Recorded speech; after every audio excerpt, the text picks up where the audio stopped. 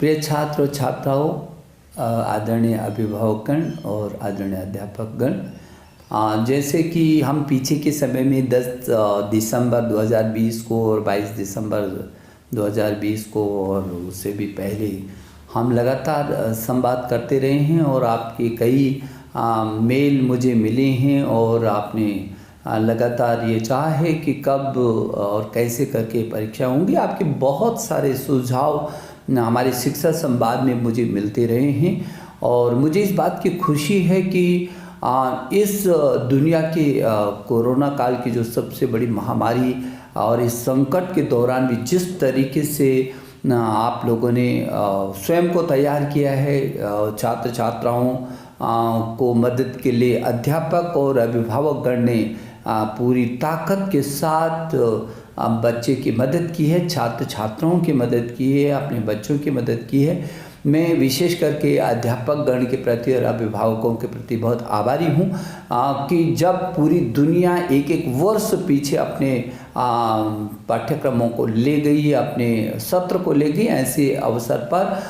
हमने अपने बच्चों का साल खराब नहीं होने दिया और बहुत सक्रियता, सजगता और सुरक्षा को साथ ले करके हम लोगों ने परीक्षाएं भी कराई हैं और एक वर्ष पूरी तरीके से बचाया है बच्चों का। और छात्रों ने भी जिस मनोबल से काम किया है और बड़े धैर्य के साथ, पूरी ताकत के साथ जिस ढंग से परीक्षा दी है, ये निश्चित रूप में पूरी दुनिया में एक अपने आप में बहुत अद्भुत उदाहरण है। क्योंकि इस देश का यदि सामर्थ्य देखा जाए तो 1000 से अधिक विश्वविद्यालय हैं और 45-50 हज़ार डिग्री कॉलेज हैं, जहाँ 1 करोड़ 10 लाख अध्यापक हों और जहाँ 15-16 लाख स्कूल हों और छात्र छात्राओं की टोटल संख्या यदि देखें तो मैं बार बार कहता हूँ कि अमेरिका की कुल जनसंख्या से भी अधिक 33 करोड़ हमारे छात्र छात्राएं हों और जो दुनिया का सबसे बड़ा लोकतांत्रिक देश हिंदुस्तान और कोविड की इस महामारी के संकट में भी पूरी ताकत के साथ हमारे देश के यशस्वी प्रधानमंत्री जी के यशस्वी नेतृत्व में जिस तरीके से हर चुनौती का मुकाबला देश के लोगों ने किया, तो मेरे छात्र छात्राओं, आप भी पीछे नहीं रहे, मेरे अभिभावक भी पीछे नहीं रहे हैं और मेरे अध्यापक तो योद्धा बन करके और सामने रहे हैं। तो मैं समझता हूं कि हमने बच्चों को इस बीच ऑनलाइन पढ़ाया भी है, उनकी परीक्षाएं भी करवाई हैं, रिजल्ट भी दिया और अब हम आगे की इस सत्र की तैयारियों में जुटे हुए हैं। और डिजिटल इंडिया जो हमारे देश के प्रधानमंत्री का विजन था, इस कोरोना काल ने उस विजन को क्रियान्वित किया धरती पर। मैं समझता हूं कि 33 करोड़ छात्र छात्राओं को ऑनलाइन पर लाना दुनिया सोच भी नहीं सकती है। हाँ, अभी कुछ छात्र छात्रा ऐसे हैं जिनके पास स्मार्ट टेलीफोन नहीं है, जहाँ नेट की सुविधा नहीं है, लेकिन हमने उनको भी वंचित नहीं रखा। हम टेलीविज़न के माध्यम से, रेडियो के माध्यम से, सामुदायिक रेडियो के माध्यम से और जैसे कि one nation one digital platform की हमने बात की थी और वन क्लास 1 चैनल की बात की थी और हमारे स्वयं प्रभा के 32 चैनल जो 24 घंटे हमारे छात्र छात्राओं के लिए समर्पित हैं, DTH पर उनकी समर्पितता है और उसी से जो छात्र दीक्षा पर नहीं आ सके हैं, अब उसके कारण उनको दिक्कत हुई, मोबाइल में नहीं उसको पा सकें, उनको भिन्न भिन्न तरीके से हम लोगों ने किया। लेकिन मुझे इस बात की खुशी है और ये कहते हुए मुझे गर्व भी महसूस होता है कि हिंदुस्तान की शैक्षणिक जो गतिविधियां हैं वो पूरी ताकत के साथ खड़ी रही हैं, चरमराई नहीं है। हाँ, कभी हमने पाठ्यक्रम को कम किया, लगातार हम शैक्षणिक कैलेंडर को जारी करते रहे, हम छात्रों से सीधा संवाद करते रहे, हम अभिभावकों से संवाद करते रहे, हम अध्यापकों से, अब सबसे हम संवाद करते रहे और जो भी कठिनाई आई हमने मिल करके उसका समाधान किया। और मैं अपने अधिकारियों के प्रति भी मंत्रालय के कि 24 घंटे में से 20-20 घंटा, 18-18 घंटे रात और दिन काम करके और जिस तरीके से मेरे देश के 33 करोड़ छात्रों में से 25 करोड़ तक ऑनलाइन पर लाने में सफलता प्राप्त किए, दुनिया का अद्भुत उदाहरण है। और हमने जेईई और नीट की भी परीक्षाओं को कराया और बहुत सुरक्षित तरीके से नीट भी दुनिया की सबसे बड़ी इस कोरोना काल की परीक्षा थी और जो बहुत ही सफलतम रहा है। मैं सोचता हूं कि मनोदर्पण जैसे कार्यक्रमों को भी हमने किया और उससे पहले जो जेईई की परीक्षा के लिए जो एनटीए ने ऐप बनाया था और लगातार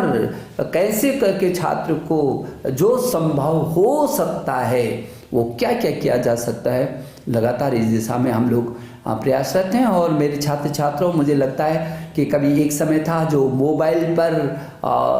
पर हम अपने केवल मित्रों से बात करते थे, अब मोबाइल पर हम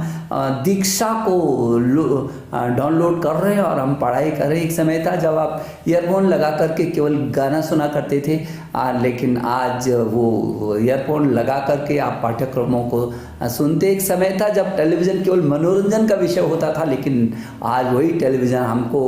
शिक्षा के काम में भी ला रहा है, हमारे पाठ्यक्रमों को हमको समझा रहा है। स्वयं प्रभा पर हम उसको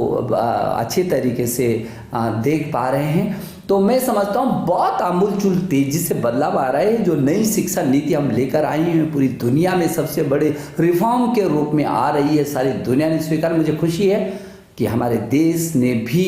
उत्सव के रूप में इस नई शिक्षा नीति 2020 को